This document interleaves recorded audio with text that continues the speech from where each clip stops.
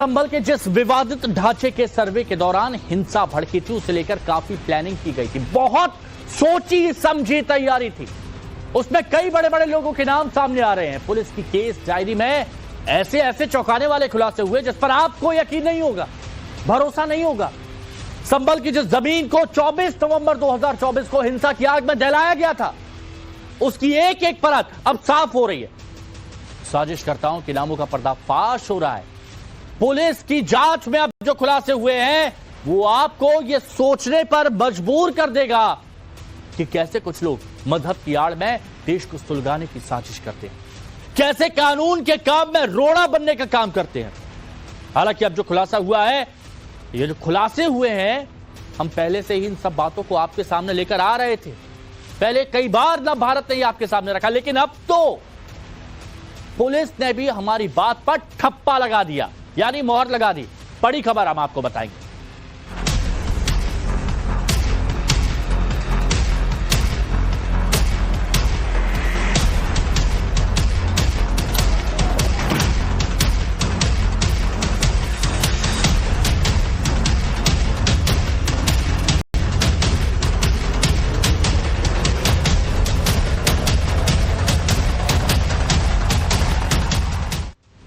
और देखिए, संभल हिंसा पर अभी तक की सबसे बड़ी खबर आपको बता दें। पूछताछ में जामा मस्जिद का जो सदर था, जिसका नाम जफर अली है, उसने हिंसा की साजिश से पर्दा उठा दिया। जफर अली ने सांसद जियाउर रहमान बर्क का नाम लिया।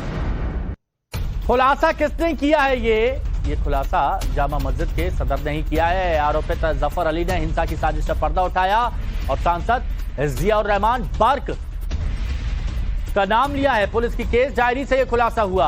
संभल सांसद बर्क ने जफर अली को आदेश दिया कि किसी भी कीमत पर सर्वे रुकवाने को कहा। अब ये तस्वीरें आप देखिए।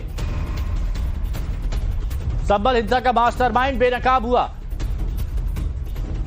जफर अली। अब क्या कहा जा रहा है कि कॉल आया था। किसका कॉल आया था? सांसद साहब का कॉल आया था। सांसद जियाउर रहमान बर्क कहा था किसी भी कीमत पे सर्वे होना नहीं चाहिए।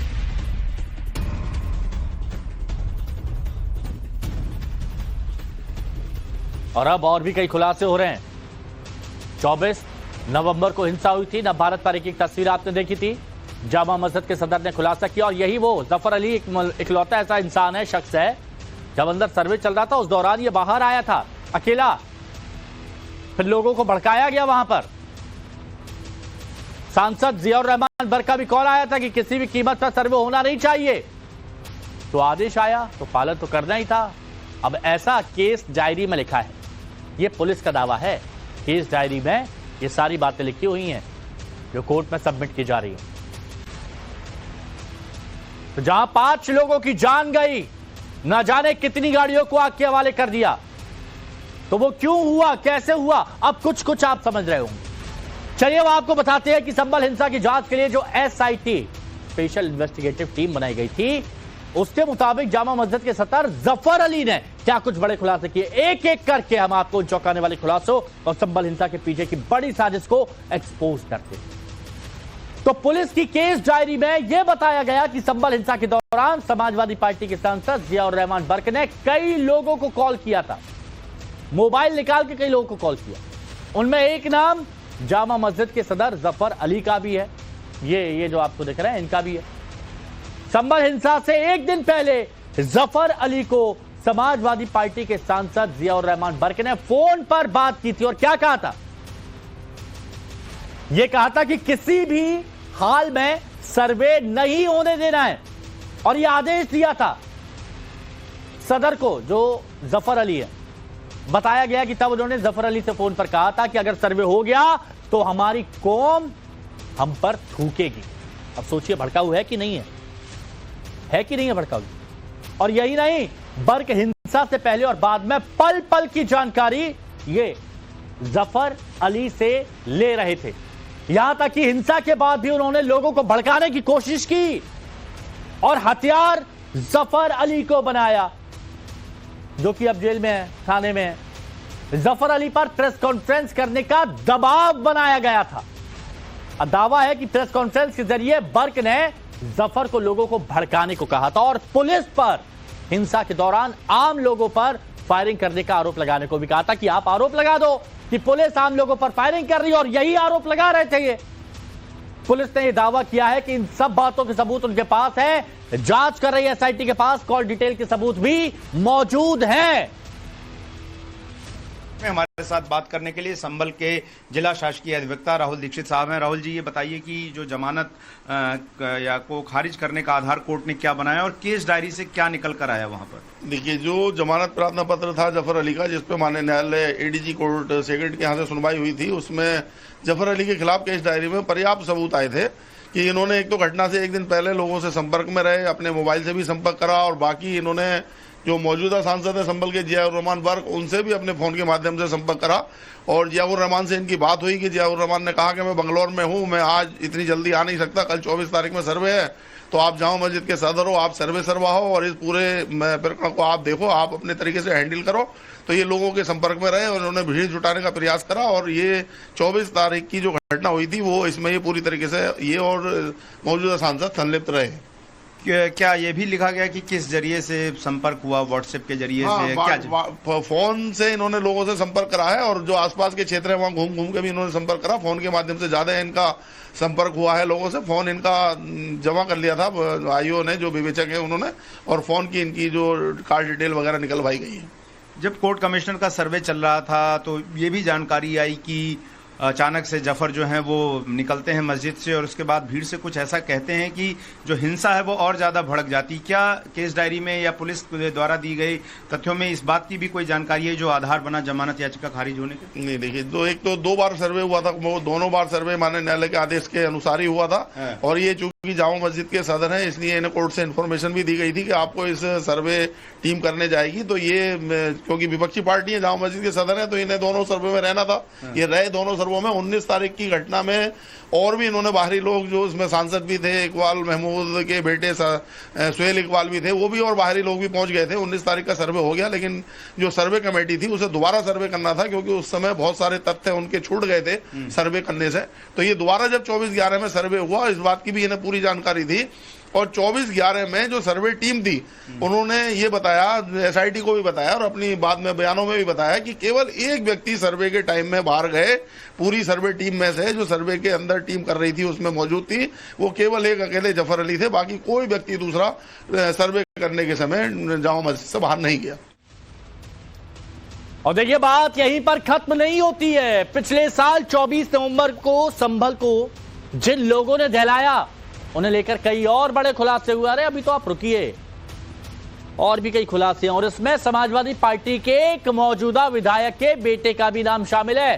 तो चलिए अब जरा दूसरे खुलासों पर भी एक नजर इनायत कर लेते हैं। जफर अली ने पुलिस की पूछताछ में आगे कबूल किया है कि हिंसा से एक दिन पहले उसकी और सपा सांसद बर्क के बीच बात हुई। 23 नवंबर को बर्क ने जफर अली को कॉल किया था। 23 नवंबर की रात 10 बजे दोनों के बीच लंबी बातचीत हुई थी। यह बात पुलिस की केस डायरी में सामने आई है। 23 तारीख है, याद रखिएगा। और उसी दिन जामा मस्जिद का सदर और हिंसा का आरोपित जफर अली ने हिंसा में शामिल कुछ लोगों से बात की थी और आगे की प्लानिंग की थी। एसआईटी ने केस डायरी में कॉल डिटेल भी लगाई, संलग्न की है, अटेस्टेड। पुलिस की जांच टीम की केस डायरी से सपा एमएलए के बेटे का भी नाम का जिक्र किया गया है। समाजवादी पार्टी के विधायक के बेटे का नाम, समाजवादी पार्टी के एमएलए इकबाल मलिक और इकबाल मलिक का बेटा सोहेल पर खुलासा हुआ है। सोहेल ने बर्क के नाम पर भीड़ को हिंसा के लिए उकसाया, यह बात सामने आ रही है। यही नहीं, सोहेल ने भीड़ को कहा सांसद बर्क हमारे साथ हैं, सांसद साहब ये बर्क हमारे साथ है। सोहेल ने कहा हम भी तुम्हारे साथ हैं, तो सांसद तुम्हारे साथ, विधायक तुम्हारे साथ, तो कुछ नहीं होगा। सोहेल ने यह भी कहा कि अपने मंसूबों को अंजाम दो, अपने मंसूबों को पूरा करो। और ये 23 तारीख की बात थी और 24 को तो घटना घट गई। क्या जो सपा विधायक हैं उनकी भी संलिप्तता है? क्योंकि ये जानकारी आई थी पुलिस सूत्रों से कि अमूमन वो शुक्रवार की नमाज जो है वो जामा मस्जिद पे नहीं पढ़ते थे और जामा मस्जिद वो नमाज पढ़ने नहीं आते थे, लेकिन उस दिन विशेष तौर पर वो उस मस्जिद के इलाके के आसपास आए थे। क्या ये भी इस तरह की कोई दलीलें दी गई हैं? नहीं, विधायक संभल इकबाल महमूद के तो बारे में अभी तक कोई तथ्य आए नहीं है, लेकिन उनके जो बेटे हैं सोहेल इकबाल, वो 24/11 की घटना के समय जो घटना घटित हुई थी उस समय मस्जिद क्षेत्र के आसपास ही थे। अच्छा, इसके अलावा सर हमने देखा था कि जो हिंसा हुई और उसमें कुछ लोग मारे गए, पुलिस ने कहा कि शारिक साठा नाम का एक बड़ा अंतर्राष्ट्रीय जो है वो क्रिमिनल है जो कि दुबई में रहता, उसके जो आर्म सप्लायर थे मुल्ला अफरोज और एक और शख्स था, उन्होंने जो है वो हथियार सप्लाई किए और उनकी क्रॉस फायरिंग में लोग मारे गए। उस मामले में भी आप जो है वो पुलिस की तरफ से पेश हो रहे हैं, उनकी जमानत याचिका को लेकर क्या हुआ और क्या खुलासे हुए हैं, और खास करके जो विष्णु शंकर जैन उनके ऊपर जो हमला करने की साजिश थी उसको लेकर क्या बातें सामने आई? देखिए, कल मुल्ला अफरोज जो है उसका भी जमानत प्रार्थना पत्र माननीय जिला जनपद न्यायाधीश के कोर्ट में विचाराधीन था, और जो मुल्ला अफरोज के खिलाफ जो केस है वो क्राइम नंबर 339 सन 2024 है, वो भी 24/11/2024 की घटना से संबंधित ही है। और मुल्ला अफरोज के खिलाफ जो जमानत प्रार्थना पत्र सुनवाई के समय केस डायरी माननीय न्यायालय में आई थी, उसमें मुल्ला अफरोज और उसका जो गैंग है शारिक साठा का, जिसके लिए वो काम करता है, और उसका एक साथी है गुलाम, उनके खिलाफ पर्याप्त सबूत केस डायरी में उपलब्ध हैं। और मुल्ला अफरोज ने अपने जो बॉस हैं उनके, जिसे वो कभी बस कह के संबोधित करते हैं, कभी बॉस कह के संबोधित करते हैं, जो शारिक साठा अंतर्राष्ट्रीय वाहन चोर गिरोह का सरगना है और भी कई तरह की गतिविधियों में लिप्त है, उसके गिरोह के सदस्य गुलाम साबिर से हथियार उपलब्ध कराने के लिए गुलाम के माध्यम से संपर्क करा था। तो गुलाम ने मुल्ला अफरोज को हथियार उपलब्ध कराए, और वही मुल्ला अफरोज ने हथियार जामा मस्जिद के आसपास के क्षेत्र के लोगों को 24 तारीख से पहले दे दिए, और उन्हीं हथियारों का इस्तेमाल करके, और अपने पास जो उसकी 32 बोर की पिस्टल थी उनने उसका भी इस्तेमाल करा। और इसकी जो फायरिंग थी, इनका पूरा जो उद्देश्य था वो ये था कि इसमें 5-6 पुलिस वालों को लिटाल दें, मतलब उन्हें मार दें, और इसके जो सर्वे टीम के साथ मौजूद है विष्णु शंकर जैन जो आए हैं, इसके याचिकाकर्ता के वकील हैं, इनकी हम हत्या कर दें। अब हम आपको अपने संवाददाता की अगली रिपोर्ट दिखाएं, उससे पहले आपको एक बात फिर ये जानना बेहद जरूरी है कि आखिर पिछले साल ये जो घटनाक्रम का केंद्र बिंदु है, यानी 24 नवंबर को संभल में आखिर हुआ क्या और क्यों उसे दहलाने की साजिश रची गई थी। तो इसको ऐसे समझिए आप कि 24 नवंबर 2024 को संभल में सुबह विवादित ढांचे यानी जामा मस्जिद के सर्वे के लिए टीम पहुंची थी। कोर्ट कमिश्नर की टीम उस दिन सुबह वहां पर सर्वे के लिए पहुंची थी, और विवादित ढांचे यानी वही जामा मस्जिद, उस दिन सुबह सर्वे होना था, और सर्वे का उस दिन दूसरा दिन था, मतलब पहले सर्वे हुआ था लेकिन वो रात में हुआ था, तो अब सुबह होना था यानी रोशनी में होना था। और जैसे ही सर्वे की खबर इलाके में फैली, वहां के लोग भड़क गए। अब भड़क गए या उनको भड़काया था, ये आप समझ लीजिए। फिर सर्वे के विरोध में वहां हंगामा करना शुरू कर दिया लोगों ने।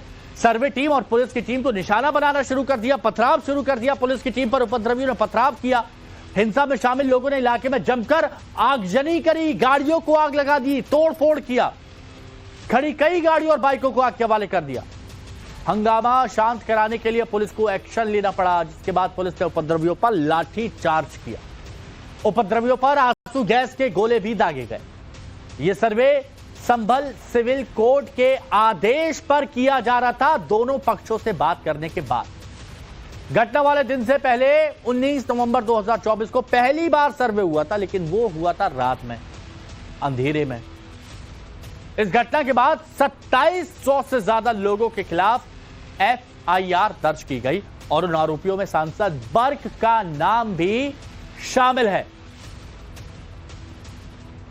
बहुत सारे चौंकाने वाले खुलासे हुए हैं। जो हमें जानकारी मिली है उसके मुताबिक जो SIT इस मामले में जांच कर रही है, उस जांच की जो पुलिस डायरी है उसके मुताबिक 23 तारीख को 10:01 पर जो है वो जफर जो कि जामा मस्जिद के सदर है, उन्होंने सांसद बर्क को फोन किया, और उसके बाद बर्क ने दोबारा से जो है वो जफर से संपर्क किया। इसके अलावा यह भी खुलासा हुआ है कि हिंसा यानी 24 नवंबर की हिंसा से कुछ समय पहले ही जफर ने न सिर्फ सांसद से बात की बर्क से, बल्कि भीड़ में शामिल कई लोगों से फोन पर बात की है।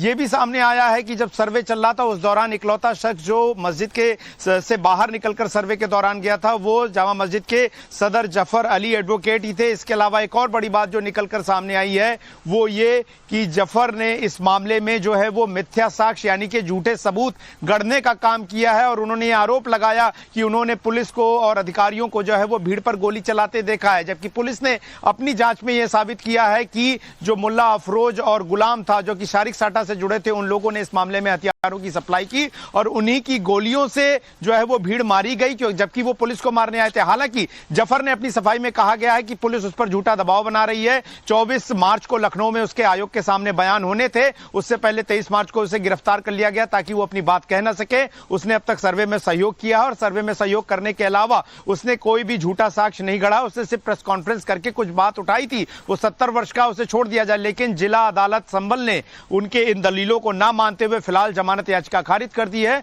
और अब जामा मस्जिद के सदर जफर अली एडवोकेट को हाई कोर्ट जाना होगा जमानत के लिए। लेकिन इन सब के बीच में जो खुलासे निकलकर सामने आए हैं, आज 5 तारीख है, 8 तारीख को सांसद बर्ग को जो है पूछताछ के लिए एसआईटी ने संभल बुलाया है और अगर वो आते हैं तो एक लंबी पूछताछ होगी और ये सारे सवाल उनके सामने होंगे कि आखिर संभल हिंसा में लोगों को भड़काने में और साथ ही साथ जफर के साथ उनकी क्या भूमिका थी।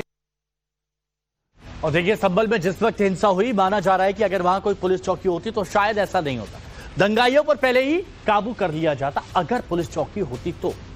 हालांकि देर से ही सही पुलिस ने अब वहां पर चौकी बना ली और उसका कल उद्घाटन भी होना है। चलिए आपको लेकर चलते हैं उधर ही पुलिस चौकी के पास, एक रिपोर्ट दिखाते हैं। संभल की जामा मस्जिद यानी कि विवादित ढांचे के सामने बन रही सत्यव्रत पुलिस चौकी का उद्घाटन रामनवमी के दिन हो जाएगा। उससे पहले हम आपको टाइम्स नाउ भारत पर एक्सक्लूसिव वो तस्वीर दिखा रहे हैं जो सत्यव्रत पुलिस चौकी की पहचान होगी। एक पत्थर यहाँ पर बिल्कुल मध्य में जो है इस पुलिस चौकी के लगाया गया है और इस पुलिस चौकी में आप देखें तो बाकायदा जो है वो सत्यव्रत लिखा गया है और ये जो संगमरमर पत्थर पर यहाँ पर पूरी डिजाइन की गई है, इसे जयपुर से लाकर तैयार कराया गया है। और इसमें जो आप बीच में तस्वीर देख रहे हैं जिसमें भगवान श्री कृष्ण जो हैं वो महाभारत के युद्ध के मैदान में जो है वो उपस्थित हैं और ये वो वक्त है जब उन्होंने अर्जुन को गीता का संदेश दिया था और यही वजह है कि यहाँ पर यदा यदा ही धर्मस्य ग्लानिर्भवति भारत वाला श्लोक जो है वो भी यहाँ पर लिखा गया है। और ये जो तस्वीर है ये दरअसल जो संविधान की मूल प्रति है, मूल प्रति में जहाँ पर राज्य के नीति निर्देशक सिद्धांतों के बारे में या डायरेक्टिव प्रिंसिपल्स के बारे में लिखा गया है, वहाँ पर इस तस्वीर का संविधान की मूल प्रति में जो है अंकन है और वहीं से ये लिया गया है। और इस चौकी के निर्माण की असल वजह जो है वो ये थी कि एक वक्त में ये चौकी के न होने की वजह से यहाँ पर क्राइम बहुत ज्यादा था और अगर 24 नवंबर को हुई कोर्ट कमिश्नर सर्वे के दौरान भी हिंसा की बात करें तो उस वक्त ये चौकी होती तो उस वक्त ये जो पूरा दंगा है वो कंट्रोल किया जा सकता था या होता ही नहीं। और इस सत्यव्रत का नाम ये है कि यहाँ से यूपी पुलिस, योगी आदित्यनाथ की सरकार ये संदेश देना चाहती है कि सत्य, धर्म और न्याय की स्थापना जो है इस चौकी के जरिए जो है वो पूरे संभल शहर में कर दी जाएगी। और इस चौकी की खासियत ये होगी कि यहाँ पर न सिर्फ जो है इसके आसपास का जो इलाका है जो उस पे 60 से 70 सीसीटीवी से नजर रखी जाएगी, बल्कि यहाँ पर जिला कंट्रोल रूम भी जो है बनाया जाएगा। इसके अलावा यहाँ पर ऊपर जो है एक 45 फुट का तिरंगा झंडा भी लगाया जाएगा जो कि शहर में बहुत दूर दूर से दिखाई देगा। और एक्सक्लूसिव जो आप यहाँ पर ये पत्थर जो देख रहे हैं इसकी जो लंबाई गुड़ी चौड़ाई है वो 12x12 फीट की है और वो तस्वीरों में फिलहाल आपको नजर आ रही है। और जब 6 तारीख को रामनवमी को भव्य उद्घाटन यहाँ पर किया जाएगा मंत्रोच्चार और हवन के साथ, तो उसके बाद इस पूरी चौकी का रंग देखने वाला ही होगा। वीडियो अंकित के साथ गौरव श्रीवास्तव, टाइम्स नाउ भारत, संभल। देश की सबसे बड़ी पंचायत में वक्फ संशोधन बिल पर मोहर लगने के बाद देश के सबसे बड़े सूबे के सीएम योगी आदित्यनाथ एक्शन में आ गए हैं। यूपी के सभी कलेक्टर को आदेश दिया गया है कि वक्फ की अवैध संपत्तियों को चिन्हित किया जाए और अब योगी के पास वक्फ की एक एक अवैध संपत्ति की रिपोर्ट पहुंच रही है। इसी की पड़ताल करने न भारत की टीम भी ग्राउंड जीरो पर उतरी और कहां वक्फ की संपत्ति पर विवाद नजर आया, सिलसिलेवार आपको बताएंगे। लेकिन इस वक्त की बड़ी खबर आपको पहले बता देते हैं। बड़ी खबर जानना जरूरी है। यूपी के महाराजगंज से बड़ी खबर आ रही है जहां उत्तर प्रदेश के मुख्यमंत्री, यूपी के महाराजगंज से बड़ी खबर जहां उत्तर प्रदेश के मुख्यमंत्री योगी आदित्यनाथ ने वक्फ पर दो टूक कहा है कि अब वक्फ के नाम पर लूट खसोट नहीं होगी, वक्फ बोर्ड से किसी गरीब को कल्याण नहीं होने वाला। इसके साथ ही योगी ने कहा कि यूपी में लाखों एकड़ जमीन पर कब्जा था।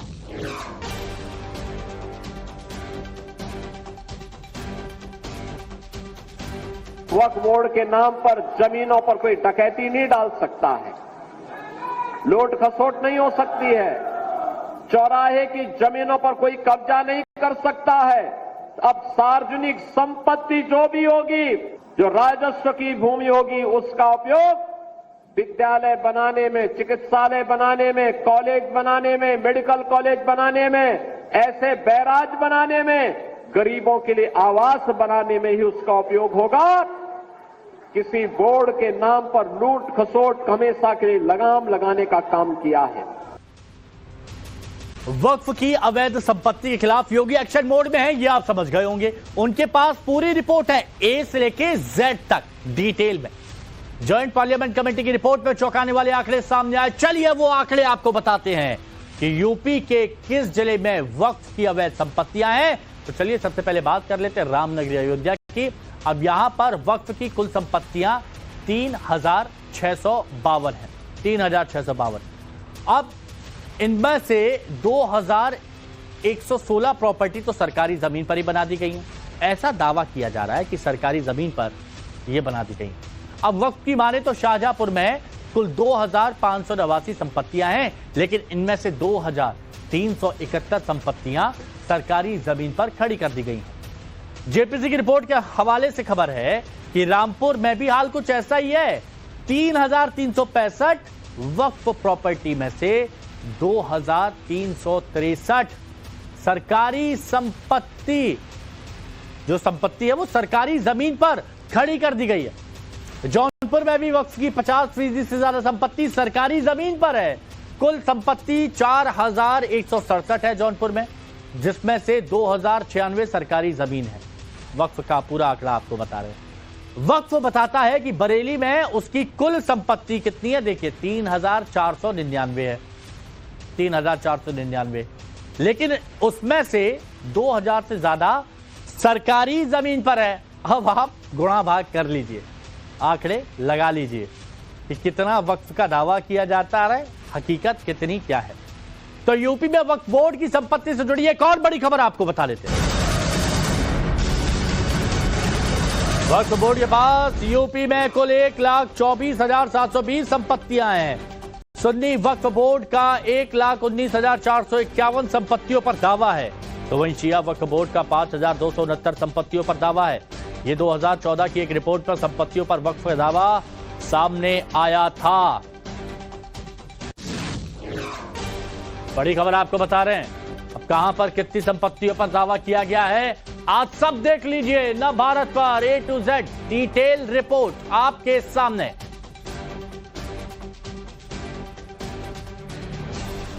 अब देखिए, बेहतर तरीके से आपको समझना चाहिए ताकि ये खुला खेल फर्रुखाबादी जो चल रहा है वो आप समझ जाए।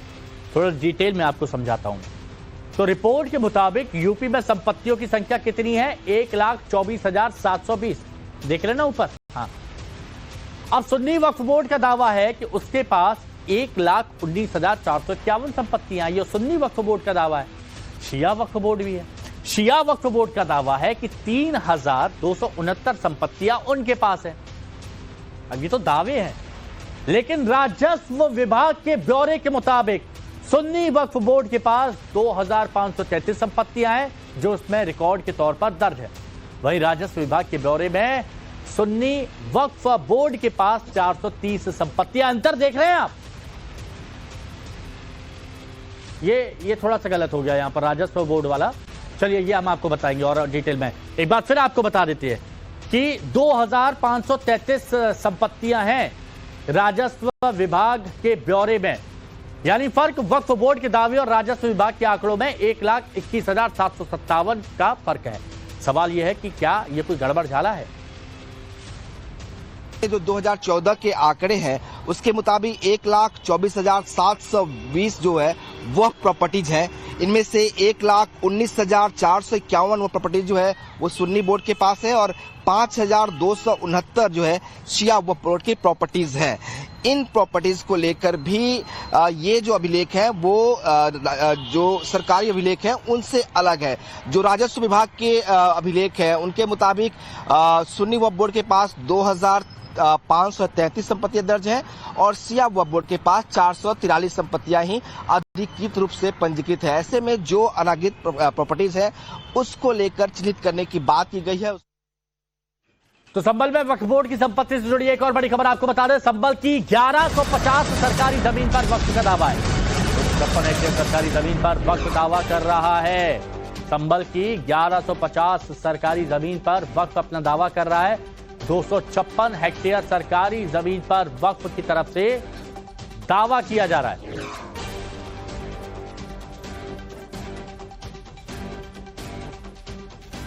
तो देखिए, वक्फ की प्रॉपर्टी देश के कोने कोने में है।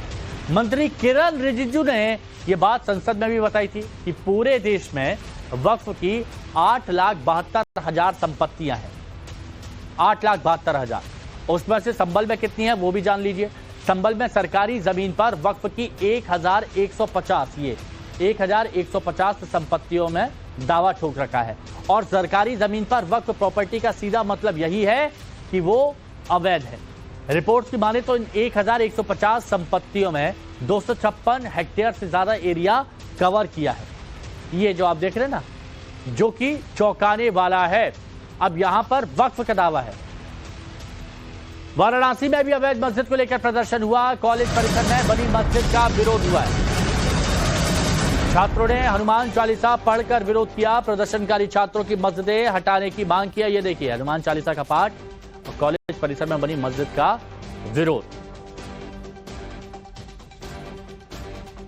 हम लोगों की मांग लगभग आज से 2.5 महीना पहले ही थी कि यदि इस वक्फ बोर्ड ने अपना दावा खत्म कर दिया है तो इसको हटा दिया जाए। यहाँ भारी संख्या में फोर्स लगी रहती है, अभी एडमिशन भी होना है, तो छात्रों को ये लगता है कि आखिर क्या बात है कि यहाँ फोर्स नए छात्र भी आने वाले हैं, तो जो भी विवादित चीज है उसको हटा दिया जाए। हम लोग को भी जैसे देखने मिला कि माननीय मुख्यमंत्री जी का आदेश आया कि वक्फ बोर्ड की जितनी भी अवैध संपत्ति है उसको मतलब अवैध है उसको गिराया जाए और उसको सीज किया जाए। तो हम लोग को भी जिला प्रशासन से यही मांगे, क्योंकि इसके 1 महीने 1.5 महीने पहले यहाँ पे जितने भी माहौल मतलब ये शिक्षा का मंदिर है, यहाँ बच्चे पढ़ने आते हैं, तो आए दिन यहाँ जितने भी पुलिस प्रशासन खड़ी रहती है और नए सत्र में जो भी एडमिशन होने वाले हैं तो बच्चे आएंगे तो ये पुलिस प्रशासन यहाँ खड़ा रहेगा। शिक्षा का मंदिर है तो ये अच्छी चीजें नहीं है।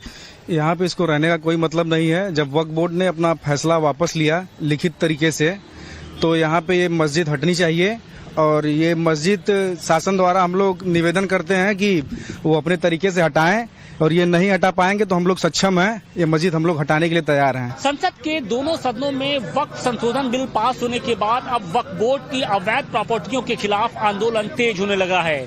धर्म नगरी काशी में वक्फ बोर्ड की अवैध जो प्रॉपर्टी है उसके खिलाफ जो छात्र हैं वो लामबंद हो गए हैं। और देखिए, ये उदय प्रताप कॉलेज के छात्र हैं। ये वो छात्र हैं जिन्होंने यहाँ पर बने अवैध मस्जिद को गिराने के लिए, नमाज बंद करने के लिए आंदोलन कर रहे थे। हालांकि नमाज तो बंद होगी, लेकिन अभी भी शिक्षा के इस मंदिर में जो मस्जिद है वो सीना तान कर खड़ी है। और इसी अवैध प्रॉपर्टी के खिलाफ जो छात्र हैं वो लामबंद हो गए। और छात्रों का जो दल है, आप देखिए कि इस वक्त कॉलेज परिसर के अंदर ही हनुमान चालीसा का पाठ कर रहा है। छात्रों की ये मांग है कि चूंकि अब जो वक्फ संशोधन बिल है वो सदन के दोनों सदनों में पास हो चुका है, राष्ट्रपति की मुहर लगने वाली है। खुद सीएम योगी आदित्यनाथ ने अवैध प्रॉपर्टी के खिलाफ आंदोलन कार्रवाई के लिए एक तरीके से जो सभी जिलाधिकारी हैं उनको निर्देशित किया है। तो ऐसे में जो उनके कॉलेज में बनी जो अवैध प्रॉपर्टी है उसको भी, उसके खिलाफ भी कार्रवाई की जाए, ताकि जो यहाँ पर शिक्षा का जो माहौल है वो फिर से कायम हो सके। क्योंकि जब भी नमाज की बात आती है, चाहे जुमे की बात होती है, तो कहीं ना कहीं जो कॉलेज का जो माहौल है वो गर्म हो जाता है। क्योंकि इस मस्जिद की रखवाली के लिए यहाँ पर पीएससी के साथ साथ जो पुलिस बल की जो भारी तैनाती रहती है, तो ऐसे में जो शिक्षा का जो माहौल है वो नहीं कायम हो पाता है। और इसी को लेकर जो छात्र हैं वो आंदोलन की राह पे हैं। छात्रों का ये कहना है कि अगर इस मस्जिद को हटा दिया जाता है तो कहीं ना कहीं जो माहौल है फिर से बन जाएगा। वाराणसी में तो कॉलेज में मदार को लेकर बवाल हो गया था। अवैध संपत्तियों के खिलाफ वहां कैसे छात्रों ने हल्ला बोल किया है, चलिए बताते हैं आपको। उदय प्रताप कॉलेज के छात्रों ने खुलेआम प्रदर्शन किया। विरोध जताने के लिए मस्जिद के सामने हनुमान चालीसा का पाठ किया। छात्र दल परिसर से मस्जिद हटाने की मांग पर अड़े हुए हैं। कहते हैं कि छात्रों पर गलत असर पड़ता है, इतनी पुलिस फोर्स वहां पर तैनात रहती है। वक्फ ने साल 2018 में इसको लेकर नोटिस भेजा था। सिर्फ मस्जिद नहीं, वक्फ ने पूरी प्रॉपर्टी पर दावा किया था। छात्रों ने इसके खिलाफ मोर्चा खोल दिया और वक्फ के दावे का विरोध किया। नाराज छात्रों ने इसको लेकर धरना प्रदर्शन किया था। जब विरोध ज्यादा तेज हुआ तो मस्जिद में नमाज बंद हुई। मस्जिद के बाहर पुलिसकर्मियों की तैनाती की गई। प्रदर्शनकारी छात्रों का कहना था कि यह वक्फ बोर्ड की प्रॉपर्टी नहीं है। बाद में इसका असर हुआ ऐसा कि वक्फ ने लिखित में अपना दावा वापस लिया। प्रदर्शनकारी छात्र ने सीधे मांग की कि दावा आपने वापस ले लिया, अब मस्जिद को भी यहां से हटा दिया जाए। तो भाई उत्तर प्रदेश की राजधानी लखनऊ में भी कई प्रॉपर्टीज को लेकर विवाद है। उत्तर प्रदेश की राजधानी लखनऊ में कई प्रॉपर्टीज को लेकर विवाद है, जिसका वक्त निरावट ठोका है, जिनमें छोटा और बड़ा इमामबाड़ा भी शामिल है। देखिए इस ऐतिहासिक धरोहर के विवाद की केस स्टडी। खड़े हैं, ये फूल मंडी हुआ करता था। यहाँ पे एक मंडी लगती थी जिसको कुछ दिन पहले जो है सरकार ने बुलडोजर चलाकर खाली कराया और कहा गया कि ये जो प्रॉपर्टी है हुसैनाबाद ट्रस्ट की है, जिसे नवाब ने जो है वो दान किया था और उसके लिए बकायदा एक जो वसीयत लिखी थी उसमें इसके ट्रस्टी जो है एक ट्रस्ट बनाया गया था और उसका ट्रस्ट जो रिसीवर होता है वो जिले का डीएम होता है और उसके पास ही ये अधिकार होता है प्रॉपर्टीज को लेकर। और वक्फ इस पर अपना दावा पेश करता रहा है कि जो हुसैनाबाद की प्रॉपर्टीज है वो सब वक्फ की प्रॉपर्टीज है, जिसमें इमामबाड़ा भी आता है और ये फुल मंडी भी आता है। लेकिन सरकार का दावा है कि ये हुसैनाबाद ट्रस्ट की है जिसका रिसीवर डीएम होता है और ये जो लीज था 100 साल का वो कैंसिल हो गया है, लिहाजा ये भी प्रॉपर्टी जो है वो विवादों में है। अब आपको लखनऊ के इमामबाड़ा की कहानी बताते हैं। जॉइंट पार्लियामेंट कमेटी की बैठक के सामने विवाद सामने आया था। बैठक में शिया वक्फ बोर्ड ने इसको लेकर बड़ा दावा किया था। शिया वक्फ बोर्ड ने छोटा और बड़ा इमामबाड़ा हजरत महल पार्क पर सीधा दावा ठोक दिया। अब इस पर राजभर ने कहा था कि शिया वक्फ बोर्ड के पास वाजिब दस्तावेज नहीं है। शिया वक्फ बोर्ड ने दफा 37 के तहत उसे अपना बता दिया। शिया बोर्ड ने दफा 37 के तहत उसे अपना बताया। और अभी की बात करें तो ये संपत्ति हुसैनाबाद ट्रस्ट के नाम पर है। देखिए आगे बिल्कुल हुसैनाबाद ट्रस्ट के नाम पर अभी ये संपत्ति है। प्रॉपर्टी के रिसीवर लखनऊ के जिलाधिकारी हैं और पहले लखनऊ के नवाब ने हुसैनाबाद ट्रस्ट को ये प्रॉपर्टी दी थी। उसी दौरान ये क्लॉज इसमें जोड़ दिया गया था कि इसकी देखरेख प्रशासन करेगा। अब एक बार फिर डिटेल से आपको वक्फ संपत्ति पर सामने आए आंकड़ों के बारे में बता देता हूं। देखिए ये आंकड़े ध्यान से देखिएगा, बहुत जरूरी है। रिपोर्ट के मुताबिक उत्तर प्रदेश में संपत्तियों की संख्या 1,24,720 है, जो ऊपर लिखा हुआ है। 2014 की एक रिपोर्ट के मुताबिक सुन्नी वक्फ बोर्ड का दावा है कि उसके पास 1,19,451 संपत्तियां हैं। ये सुन्नी वक्फ बोर्ड दावा कर रहा है। शिया वक्फ बोर्ड क्या कह रहा है कि उसके पास 3,269 संपत्तियां उनके पास है। शिया वक्फ बोर्ड लाइए ना, ये सुन्नी वक्फ बोर्ड का है। शिया वक्फ बोर्ड तो अब यहां पर आप देखिए राजस्व विभाग के ब्यौरे के मुताबिक सुन्नी वक्फ बोर्ड के पास 2,533 है रिकॉर्ड पर। वहीं सुन्नी वक्फ बोर्ड के पास 430 संपत्तियां हैं। ये यहां पर दावा किया जा रहा है। तो फर्क क्या है ये आप यहां पर देख सकते हैं। 1,21,757 संपत्तियों का फर्क है। चलिए आगे बढ़ते हैं। लखनऊ का बड़ा और छोटा इमामबाड़ा वो ऐतिहासिक धरोहर है जिसे देखने के लिए हर साल लाखों सैलानी यहाँ पहुँचते हैं। लखनऊ के हुसैनाबाद इलाके में ये दोनों बड़ी इमारतें हैं और ये एक ऐतिहासिक धरोहर है। हालांकि इसको लेकर विवाद है। ये विवाद तब सामने आया जब वक्फ संशोधन बिल को लेकर बनाई गई जेपीसी की बैठक लखनऊ में हुई। इस बैठक में शिया वक्फ बोर्ड ने दावा किया कि ये बड़ा इमामबाड़ा और छोटा इमामबाड़ा वो वक्फ की प्रॉपर्टीज है। तब योगी सरकार के अल्पसंख्यक कल्याण मंत्री ने ये कहा कि जो वक्फ प्रॉपर्टीज को सर्वे के लिए जो कमेटी बनाई गई थी डीएम के नेतृत्व में, जिसने करीब 1 लाख वक्फ प्रॉपर्टीज का सर्वे किया था, उस